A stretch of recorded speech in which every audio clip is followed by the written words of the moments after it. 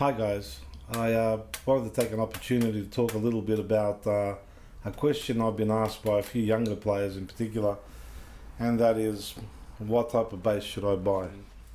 And depending on the style of music that they're playing, I'll give them some general advice on which direction to head in, what to try out, what to avoid. I'm just going to run through a few basses that I use and what I use them for. Starting off with a very simple Fender Precision. The Fender Precision has usually a single split pickup, volume and tone. It's passive, there's no battery in there, no electronics, very little can go wrong. This one's got flat wound strings. It's a Steve Harris model. It's got a very chunky neck, which I like. And sounds great.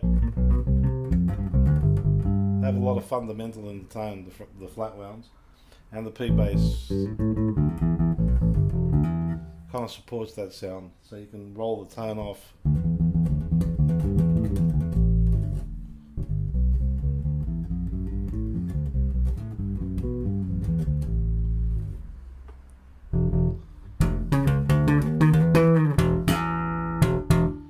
So very simple, very effective, very reliable, and this one's medium weight sort of bass.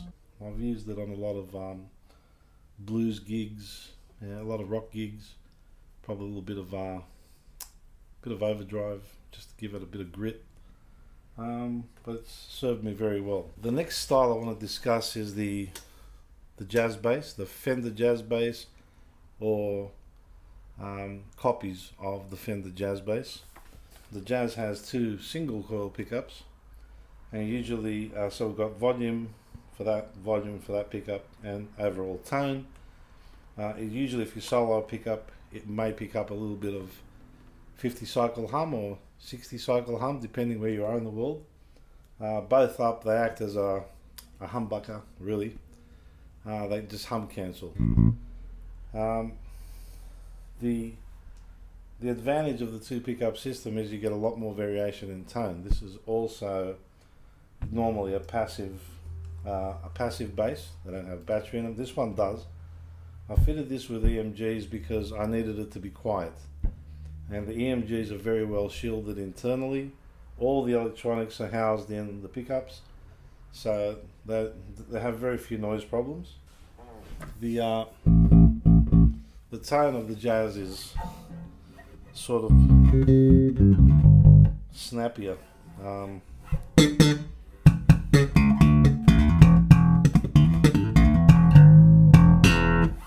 So they've got some nice bright highs there. They've got a very good slap tone. If you favour the bridge pickup a little bit,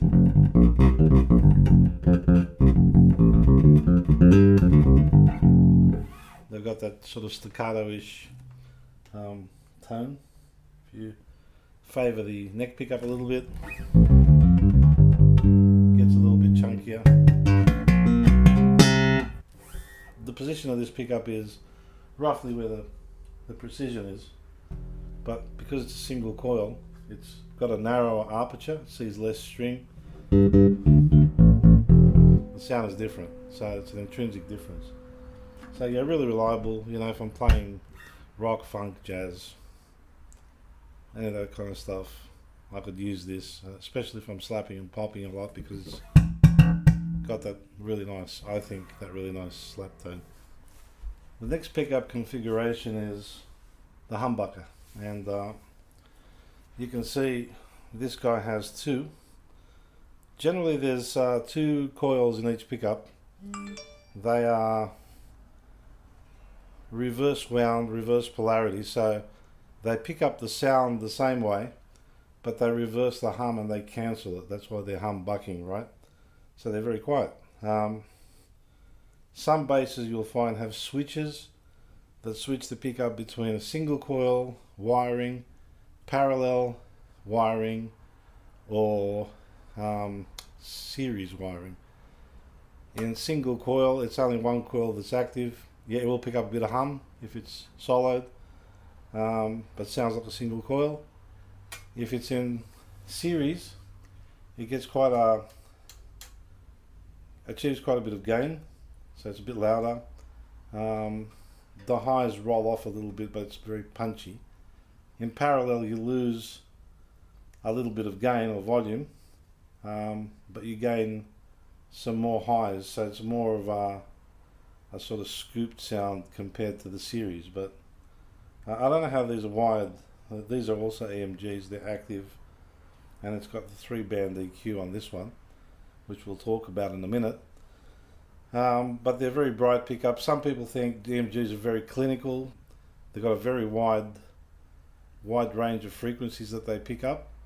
So if you're getting a lot of fret noises in your playing, they will force you to clean that up because it just stands out. They actually sound really good, and I'll just set this flat at the moment.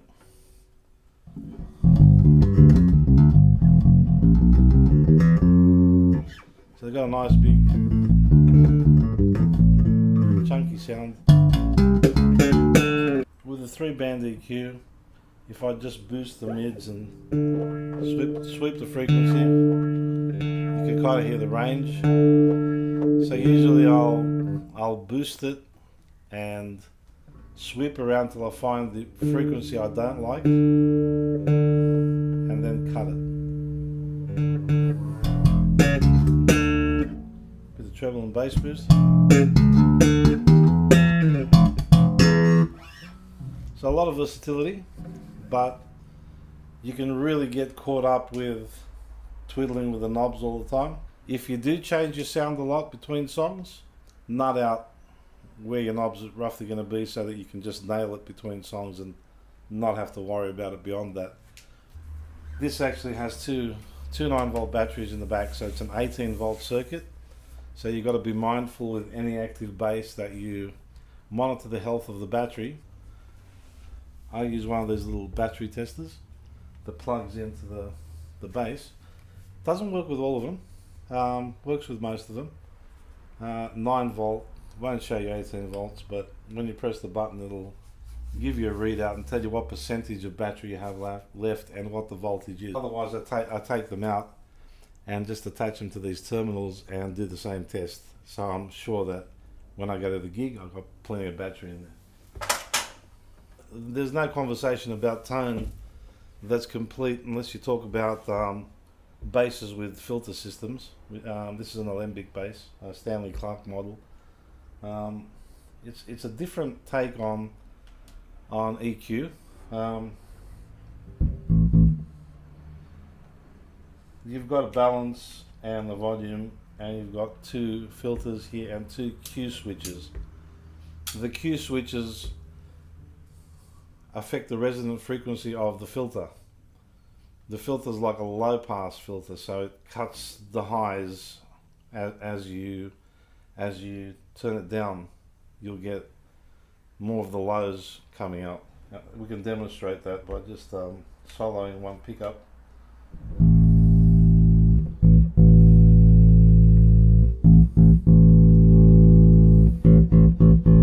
That's from there to there. If I flick the Q switch, it's kind of like a wah-wah pedal a little, or like the mid sweep on the Goodfellow on the MG system, but it's more pronounced. So you can find a tone that you like there. There's individual for each pickup. So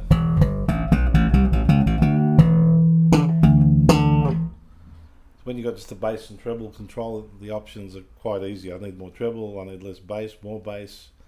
If you push them up, you're going to get sort of that mid scoop that a lot of people like for slapping, that sort of thing. So this is a little more, again, tweakable. You got to have a play with it.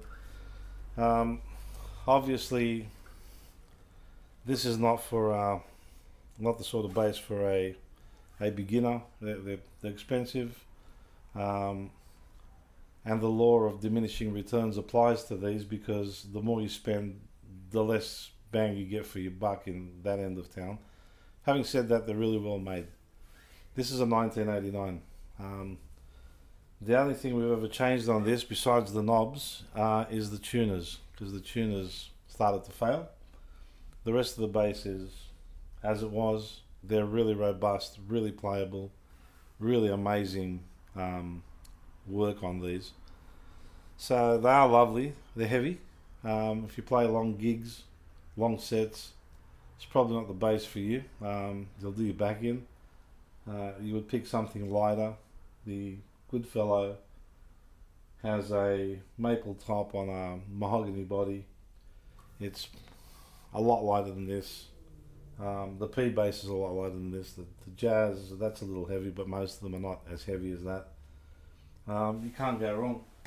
Something else that I've had for a long time. That's a Tune Bassmaniac. And the thing about tunes is that the body is so small. It's like smaller than a Stratocaster, really, isn't it? They're very light, very playable. I'll just plug this in. So these are very ergonomically designed. They're very light, as I mentioned.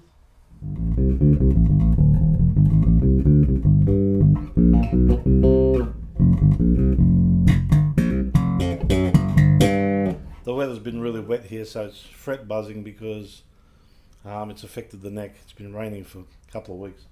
So this is very comfortable. If you play long sets, this is a good bass to do it with. It's also a 5-string. It's a narrow spacing, so it's not too much of a reach. Doesn't fatigue your hand as much as a wide neck 5-string, which I can also show you. I think there's one over there somewhere. Anyway, besides the sound, the weight of the bass, the comfort of playability is critically important, because if you play long sets and you get off the stage and then you need to go and visit your chiropractor every time, it's really not a good thing. It's good for the chiropractor, not for you. Let me just show you one more item. And this is talking about you know, how much you spend and what you get for what you pay. This is a sort of 60s Jason Lyrebird that was at the time a copy of the very popular Hoff and the Beatle bass, made very popular by Paul McCartney, right? So I've been playing this since about 1973. We've changed the strings on this. Nothing else has been changed. It still works. It was a cheap little bass to start with. We set it up properly. It did have a little problem with the neck. We managed to correct that. And being a hollow body and short scale, it's got that nice tubby sound.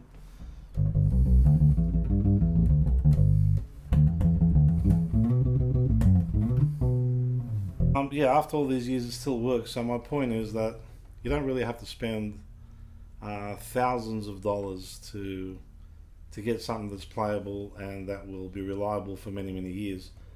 I've had Fender Squier jazz basses for many years, never ever had a problem with them. Again, as long as they're maintained, set up properly, and you look after them, they'll go the distance. They sound great. There's no doubt about that. Simple to use, reliable. So this is a Serene 5-string made by Scott Serene. It's a 35-inch scale. It's got 19mm spacing on the strings here at the bridge. If I compare this to the Tune, the body's much bigger. There's a lot of wood in there. The Tune is all ash. It's fairly light and comfortable. This is comfortable, but it's probably the heaviest bass that I own.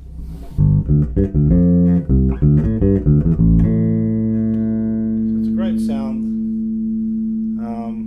I like playing this sitting down, funny enough.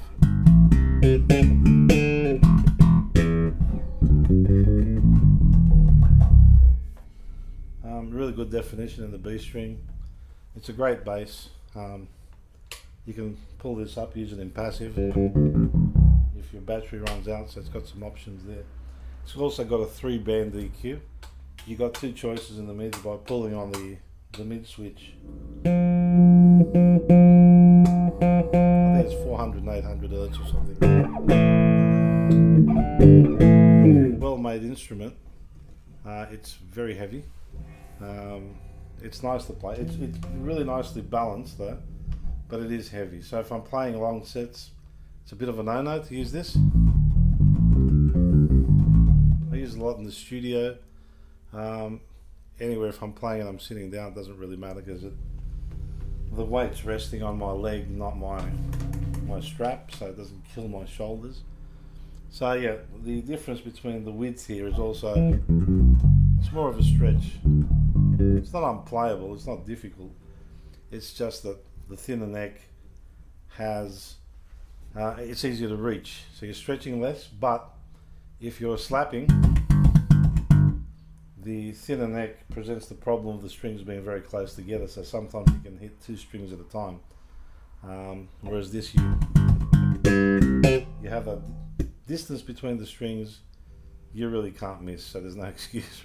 Right, okay. So yeah, so I hope that sort of helped clear up, at least for some people, the differences in the pickups and electronics of the bass. A little bit of information, and it's pretty general.